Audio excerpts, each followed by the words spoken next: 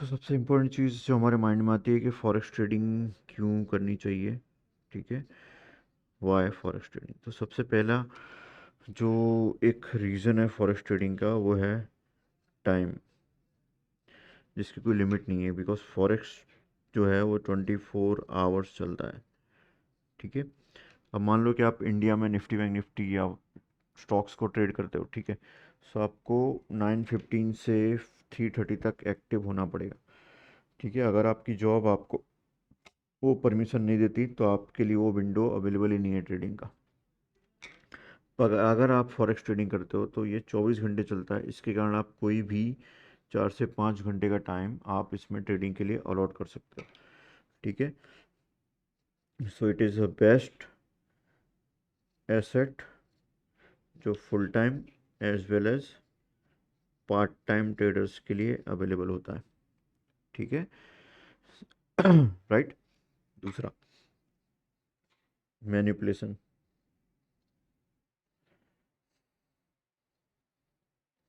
ठीक है, Indian market में मैनिपुलेशन हो सकता है, स्टॉक्स में मैनिपुलेशन हो सकता है, बट फॉरेक्स में मैनिपुलेशन की जो गुंजाइश है वो काफ़ी कम होती है। रीज़न कि पहली बात कि आप एक कंट्री की करेंसी को ट्रेड कर रहे हो, तो किसी भी कंट्री को मैनिपुलेट करना, उसकी पॉलिसीज़ को मैनिपुलेट करना या उसकी प्राइस को मैनिपुलेट करना, वो किसी के बस की बात नहीं है। ठीक है, किसी के पास इतना रुपए नहीं है कि पूरी की पूरी कंट्री को की करेंसी को मैनिपुलेट कर पाए। ठीक है, दूसरा कि करेंसी सप्लाई एंड डिमांड के साथ साथ अल्गोरिदम पे काम करती है। मतलब कि इसको बाय एंड सेल तो ठीक है, बट एक अल्गोरिदम पे भी ये काम करता है कि वो अगर मान लो यूएस में इन्फ्लेशन बढ़ा, यूएस में इन्फ्लेशन घटा, वहाँ के फेड ने जो रेट बढ़ाए, वहाँ के फेड ने रेट गिराए। ठीक है, इंडिया में आरबीआई कुछ पॉलिसी लेके आती है, तो ये सब पॉलिसीज़ के हिसाब से जो करेंसीज़ हैं वो एक दूसरे के साथ जो प्राइस है उसको एडजस्ट करती हैं।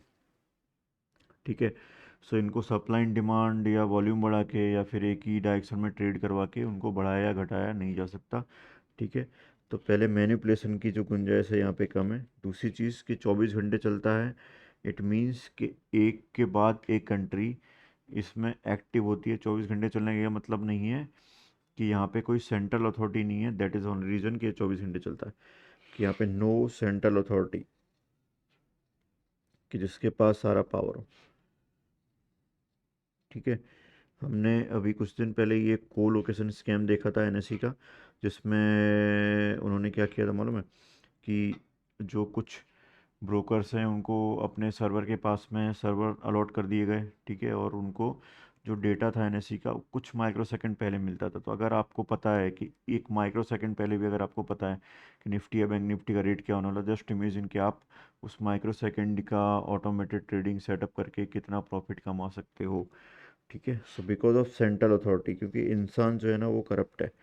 ठीक है, इंसान जो होता है वो करप्ट होता है। ठीक है, right.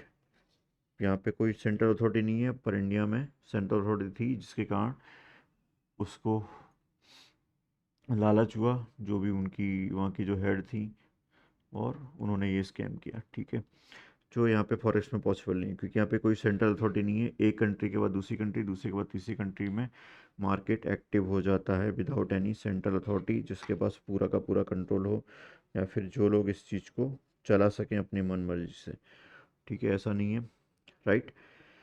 So there is no central authority. तीसरा जो चौथा जो है पॉइंट है वो है आपका लेवरेज। ठीक है, इंडियन मार्केट में लगभग लेवरेज ख़त्म कर दिया, तो भी अगर आप इंडिया इंट्राडे ट्रेड करते हो तो 1:5 का लेवरेज आपको मिलता है ना।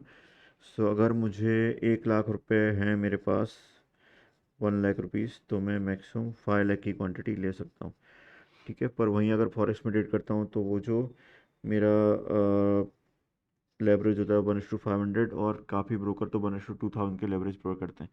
तो 1:500 के लेवरेज पे यही जो मेरा 1 लाख कैपिटल है, ये मुझे सीधा 5 CR का ट्रेड लेने देगा।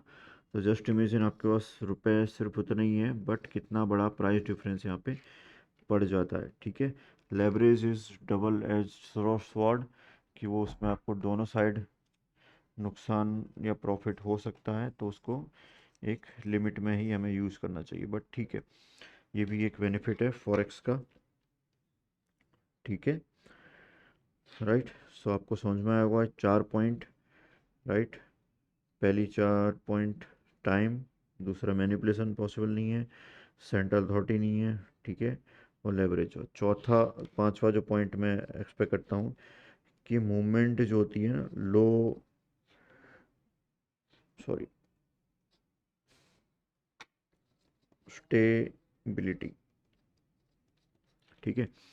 एक स्टॉक्स की तरह upper circuit and lower circuit नहीं लगती यहाँ पे मार्केट स्टेबल होता है, उसकी फ्लक्चुएशन भी एक स्टेबल होती है, एक एक रेंज में ये ट्रेड करता है, तो इसको कंट्रोल किया जा सकता है आपको। इसमें काफ़ी ज़्यादा टाइम मिलता है रिलैक्स करने का, बैठने का। आप, ऐसा नहीं है कि आपने सुबह ओपन किया मार्केट और आपका अकाउंट जीरो हो गया होगा, ठीक है, ऐसा नहीं होता। मार्केट स्टेबल होता है, स्टेबिलिटी के साथ ट्रेड करता है, स्टॉक्स की तरह एक दिन में अप एंड डाउन नहीं करता है, बहुत ज़्यादा अप एंड डाउन नहीं होता है, तो आपको एक प्रॉपर रेंज मिलती है, इसको आप अंडरस्टैंड कर सकते हो। एक जो छठा जो रीज़न है, जो मैं पर्सनल रीज़न है मेरा, वो ये है कि फॉरेक्स आपको ट्रेडिंग सीखने में हेल्प करता है, ठीक है।